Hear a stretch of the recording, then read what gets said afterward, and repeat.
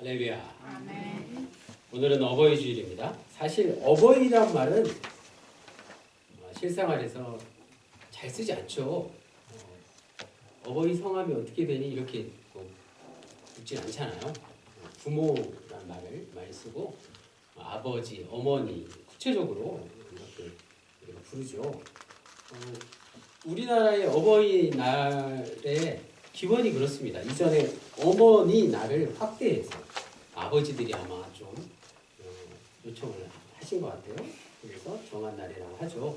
미국을 비롯해서 대부분은 여전히 아버지 날과 어머니 날을 따로 구분합니다. 그래서 어버이날을 오늘 맞이해서 아버지와 어머니 이렇게 양측에 어떤 미묘한 감정이 없으시기를 바랍니다. 저도 이제 어버이가 되어서 엊그제 영인이한테 카네이션 선물을 받았어요. 그런데 정말 깜짝 놀랐습니다. 제가 가지고 올 뻔했어요. 얼마나 큰지 카네이션이 아주 스케일이 엄청 큰 그런 카네이션을 받았어요. 요즘 어떻게 그렇게 잘 만드는지 모르겠어요. 어린이집 선생님들께 감사를 드립니다. 그런데 솔직히 제 마음엔 이런 생각이 들었어요. 꽃이 아무리 큰다고 할지라도 꽃만 받고 끝내기에는 내가 너를 너무 정성껏 키우지 않았냐 이런 생각이 들더라고요. 어버이날 재밌는 유머들이 있어서 또 하나 소개해드리면 영일이 같이 어린 아이가 엄마에게 이렇게 얘기하는 거예요. 엄마는 아빠를 너무 사랑하지 마 이러는 거예요. 그래서 엄마가 왜? 그러니까 꼭 저에게 해당되더라고요. 엄마 아빠를 너무 사랑하면 안 돼. 아빠 머리 숱이 너무 적어서 헤어 나올 수 없어. 헤어 나올 수가 없기 때문에 아빠를 너무 사랑하면 안 돼. 이런 유머가 있더라고요. 자, 요한복음 10장 말씀 처음에 보면 우리가 잘 아는 말씀들이 나오죠. 예수님을 선한 목자로 소개하고 있습니다. 예수님은 선한 목자시다. 이렇게 사도 요한은 말씀하고 있죠. 이미 요한복음은 4장에 예수님을 생수라고 그렇게 소개했습니다. 예수님은 자신을 생수라고 소개했고 6장에서는 우리가 잘 아는 오병이요 생명의 떡이다 이렇게 말씀하셨습니다. 8장, 9장에 보면 세상의 빛으로 자신을 소개하셨습니다. 그리고 오늘 본문 다음 장인 11장에 가면 가장 중요한 말씀이죠. 나는 부활이요 생명이다 이렇게 말씀합니다. 이 모든 표현들은 익숙한 표현이죠. 구약에 하나님이 모세에게 하나님을 말씀해 주실 때 나는 이런 사람이야. 나는 이런 존재야. 이렇게 소개해 주신 것과 같은 표현들입니다. 예수님이 하나님이 모세에게 들려주신 그 표현을 자신에게 적용한 것이죠. 자, 오늘 본문 속으로 들어가 보면 예수님이 가장 핵심이 되는 자신의 소개를 하고 있습니다. 오늘 본문에는 요한복음 가운데 가장 예수님이 누구신가를 정확하게 명확하게 설명해 주고 있습니다. 그 속으로 한번 들어가 보겠습니다. 22절에서 23절 예루살렘의 수전절이 이르니 때는 겨울이라 예수께서 성전 안 솔로몬 행각에서 거니시니 솔로몬 행각은 솔로몬 성전의 그 벽이 없이 지붕과 기둥만 있는 아주 넓은 곳을 말하죠. 거기서 이렇게 벽이 없이 이렇게 뚫려 있으니까 많은 사람들이 모여서 같이 말씀도 나누고 특별히 선지자들이 솔로몬 행각에서 설교를 했습니다. 자, 그런데 수전절이라는 건 우리가 좀 잘 모르는 절기인데요.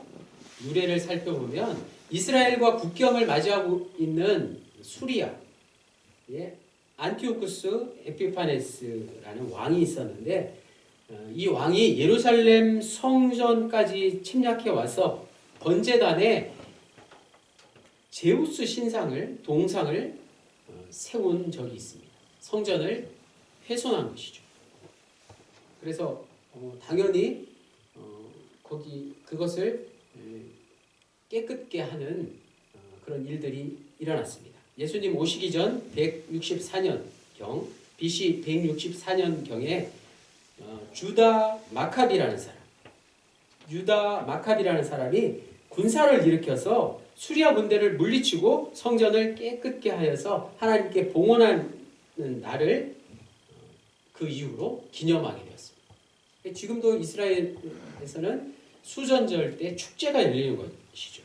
이 마카비라는 사람은 성경 외에 정경 외에 외경에도 이름을 올렸어요. 그래서 마카비 상하 말씀에 이 수전절이 나옵니다. 그 후 마카비는 로마 제국에도 무력으로 대항해서 백성들의 큰 지지를 얻었습니다. 마카비가 잘못하면 왕이 될 수도 있지 않았겠어요? 이 수전절의 교훈이 무엇일까요?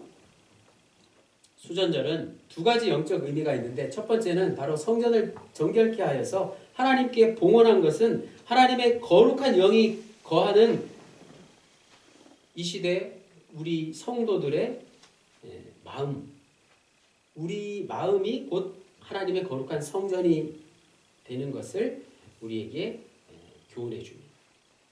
두 번째는 예수 그리스도께서 당신을 세상의 빛으로 비유하신 것에서 볼 수 있듯이 우리는 성도는 날마다 빛된 삶을 살아야 한다는 것을 이 수전절의 교훈을 통해서 우리가 알 수 있습니다. 24절에서 26절까지 유대인들이 애워싸고 이르되 당신이 언제까지 우리 마음을 의혹하게 하려 하나이까 그리스도이면 밝히 말씀하소서 하니 예수께서 대답하시되 내가 너희에게 말하였으되 믿지 아니하는도다. 내가 내 아버지의 이름으로 행하는 일들이 나를 증거하는 것이거늘 너희는 내 양이 아니므로 믿지 아니하는도다. 너희는 내 양이 아니다 라고 말씀하셨어요. 간혹 내 양이 아니다. 우리 교회 성도가 군우가 아니다. 뭐 이런 표현들을 쓰는 게 있는데 그런 뜻이 아니에요. 본문의 말씀은. 유대인들이 마치 폭력 집단처럼 예수님을 위협하며 둘러쌌습니다. 오늘 31절에 보면 예수님을 돌로 쳐서 죽이려는 그런 모습도 나오죠. 긴장감이 감돌고 있어요. 그들은 예수님에게 당신이 그리스도라면 확실하게 밝히라. 못 밝힐 건 무엇이냐라고 강요하고 있습니다. 그런데 이 질문은 대답하기에 매우 곤란한 당시 상황이었습니다. 만약 긍정적으로 대답하면 예수님은 정치적인 메시아로 오해받아서 로마 당국의 군사들에게 잡힐 게 뻔합니다. 특히 지금 수전절에는 더욱 그렇죠. 로마에 대항한 마카비 폭동과 관련이 있어서 수전절이 되면 로마 군대는 거의 계엄 상황에 들어갔습니다. 이렇게 경기가 삼엄할 때 사람들이 많이 모이는 솔로몬 행각에서 내가 그리스도다, 내가 구원자다, 내가 너희를 구원하겠다라고 선포한다면 그 결과는 눈에 보듯이 뻔합니다. 그렇다고 해서 예수님이 그리스도가 아닌 것도 아니기 때문에 나는 그리스도가 아니다라고 부정할 수도 없는 상황입니다. 만약 내가 그리스도라는 것을 부정하면 예수님은 하나님으로부터 보냄받은 사실을 스스로 부인하고 마는 것이 됩니다. 지금까지 예수님이 증언한 모든 내용이 다 거짓이 되고 많은 그런 기로에 서 있습니다. 그래서 예수님은 이 문제에 대해서 매우 신중하게 접근하시고 말씀하셨습니다. 예수님은 한 번도 공개적으로 사람들이 많은 데서 공개석상에서 메시아적 선포를 하지는 않으셨습니다. 물론 주변 사람들에게는 간접적으로 메시아적 선포를 하셨습니다. 에고 에이미, 즉 나는 무엇이다. 요한복음 10장 앞서 말씀드린 대로 예수님은 나는 무엇이다 라고 하나님 아버지와 자신을 동격으로 말씀하셨습니다. 하나님과 자신의 관계가 하나라고 말씀하셨습니다. 우리가 잘 아는 요한복음 4장의 사마리아 여인, 우물가의 여인을 만나셨을 때도 요한복음 4장 26절에 내가 그다, 내가 바로 그리스도다 라고 단정적으로 말씀하신 적도 있습니다.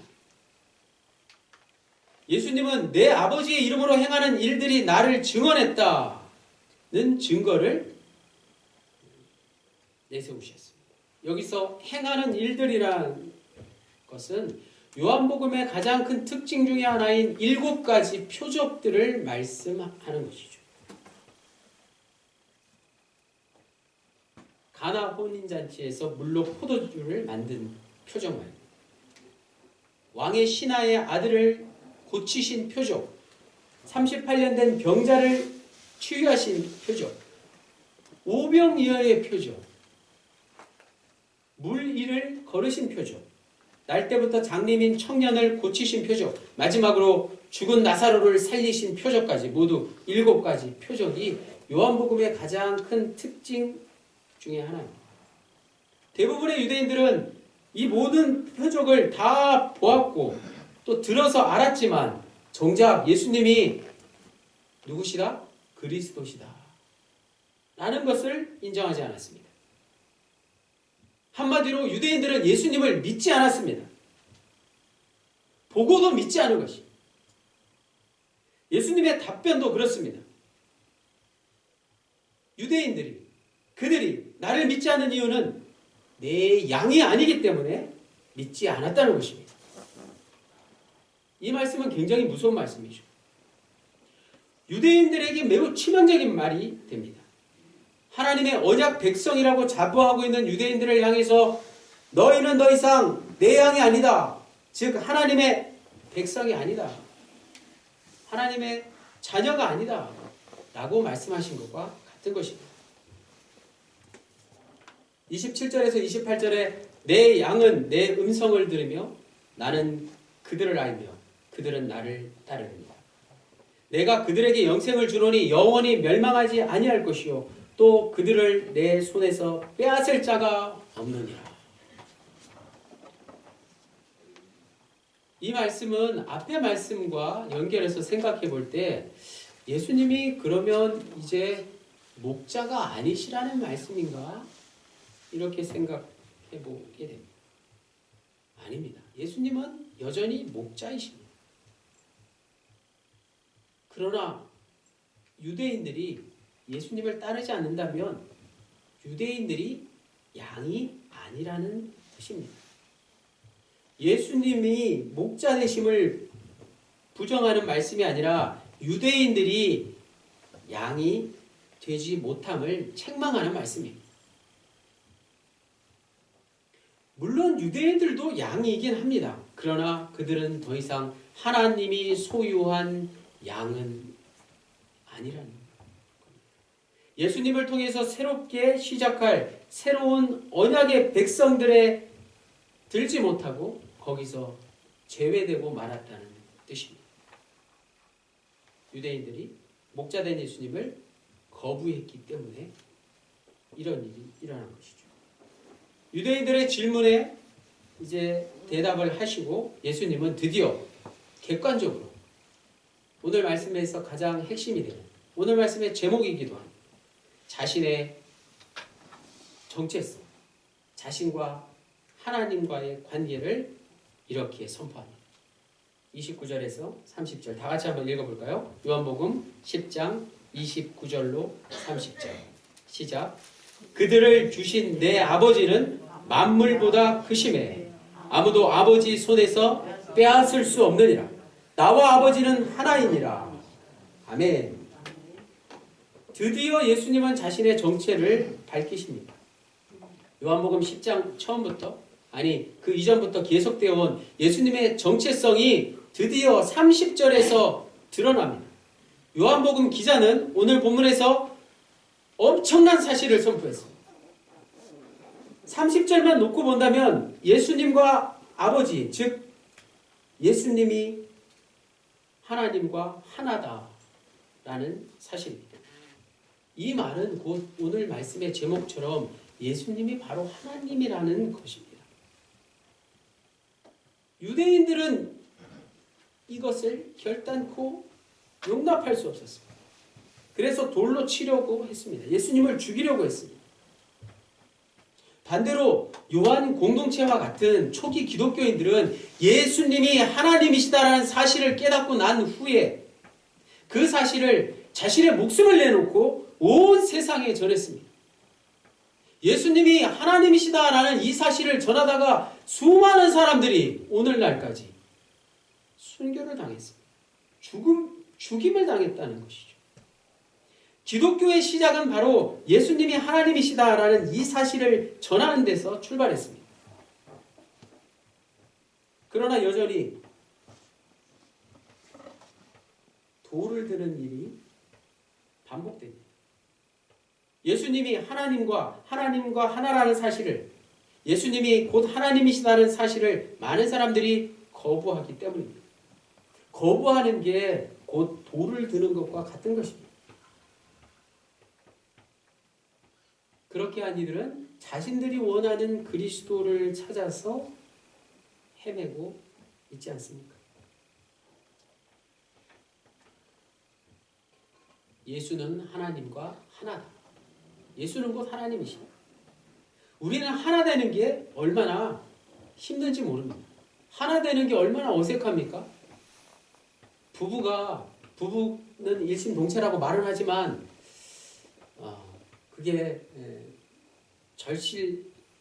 절실하지는 어떤지 모르겠어요. 심지어 아버지와 아들도 그렇습니다. 그래서 저는 아들 녀석과 말을 많이 하려고 노력을 합니다. 지금까지 영찬이와 말을 하지 않고 지낸 적은 없습니다. 그런데 사춘기가 지나고 나이가 들면 아버지와 아들 사이에도 말을 하지 않고 지내는 일들이 분명히 생기지 않겠습니까? 심지어 아버지와 아들 관계뿐만 아니라 가족 간에도 말입니다. 소중한 사람들 사이에도 말을 하지 않고 지내는 일들이 혹시나 생기진 않습니까? 오늘 사는 우리는 육신의 아버지께 과연 예수님처럼 나와 아버지는 하나다 이렇게 자신 있게 말할 수 있을까요? 그렇게 말할 수 있으려면 아버지와 도대체 얼마나 큰 친밀함을 누려야 할까? 생각해보니까 예수님의 말씀은 정말 놀라운 표현입니다. 예수님이 아버지 하나님과 누린 그 친밀감 말입니다. 다시 29절을 보십시오. 내 아버지는 만물보다 크시다. 이렇게 말씀하셨습니다. 그리고 아무도 아버지 손에서 빼앗을 수 없다. 예수님은 아버지 하나님을 이렇게 표현했습니다. 이 말씀이 오늘 우리 모든 자녀들의 고백이 될 수 있으면 얼마나 좋을까. 육신의 아버지를 향해서 그리고 하나님 아버지를 향해서 이런 고백을 할 수 있으면 얼마나 좋을까요? 설교전 영상에서 본 아주 비슷한 표현이 있지 않았습니까? 내 아버지는 그만큼 현명하고 세상 경험이 많으시다. 아주 비슷한 표현 아닌가요? 안타깝지만 아버지가 돌아가신 뒤 비로소 아들은 아버지의 존재를 깨닫게 됩니다. 아버지가 지금 내 곁에 계셔서 이 모든 것을 말씀드릴 수만 있다면 난 무슨 일이든 할 것이다. 아버지가 돌아가신 뒤에 깨달은 거예요. 아버지가 얼마나 훌륭한 분이셨는가를 미처 알지 못했던 것이 후회스럽다. 아들의 고백입니다. 아버지로부터 더 많은 것을 배울 수 있었는데 난 그렇게 하지 못했다. 아버지의 사랑은 언제나 완벽합니다. 하나님 아버지의 사랑은 언제나 완벽합니다. 할렐루야. 깨닫지 못했습니다. 잊지 않겠습니다. 아버지의 사랑은 언제나 완벽합니다. 기억하겠습니다. 아버지란 단어 앞에 하나님이란 단어가 숨겨져 있다는 거예요. 하나님 아버지의 사랑은 언제나 완벽합니다. 그러므로 예수님은 하나님이시다. 예수님은 그리스도시고 하나님과 하나요. 하나님과 동격이라는 사실을 잊지 마십시오. 시너지란 말 들어보셨나요? 사전적으로 시너지라는 말, 분산 상태에 있는 집단이나 개인이 서로 적응하여 통합되어 가는 과정을 뜻합니다. 또 한 집단이 목표를 향해 소모하는 에너지의 총체를 뜻합니다. 한 과학자가 실험을 했는데 어떤 실험을 했냐면 우리 몸의 모든 구성 요소, 우리 몸은 뭐 탄소, 뭐 수소, 뭐 이런 물질들로 되어 있죠. 그 모든 구성 요소들을 다 분리해서 냉동실에 잘 보관을 했습니다. 우리 뭐 음식 같은 것도 냉동실에 꼭 보관을 하잖아요. 그래서 다시 녹이면 그 맛이 거의 그대로 살아나지 않습니까? 그래서 냉동 인간도 있잖아요. 그래서 오랜 시간이 지나서 다시 그 모든 구성 요소들을 얼렸다가 다시 녹여서 합쳤더니 그대로 복원이 되었을까요? 복원이 돼야 되지 않습니까? 성분은 복원이 돼야 되는 게 맞습니다. 우리 몸뿐만 아니라 본문에 나오는 대로 세상 모든 만물은 구성 요소를 하나도 빠뜨리지 않고 완벽하게 분리했다가 완벽하게 합친다고 해도 그대로 복원되지는 않습니다. 왜 그럴까요?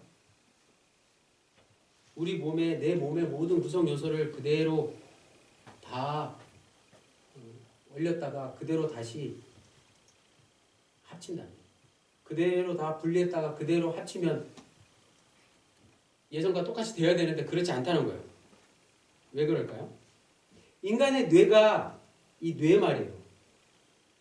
생각과 행동에 영향을 주는 것은 맞지만 반대로 인간의 생각과 행동 역시 뇌에 영향을 주기 때문이라는 거예요. 그래서 인간이란 존재는 인간을 구성하는 모든 요소들의 합보다도 크다는 사실. 뭐 한 가지 우리가 알 수 없는 신비한 한 가지 존재가 더 있다는 것입니다. 마찬가지 합덕연문을 구성하는 모든 군우님들의 성도님들의 합보다도 더 크다는 사실입니다. 무언가가 더 있다는 사실이에요. 그게 무엇일까요? 불가능해 보이는 일을 서로 합력해서 같은 방향으로 나가는데 힘을 모으는 것은 협력이고 방향이 다른 사람들을 한데 모아서 한 방향으로 가게 하는 것은 합력하는 것이죠.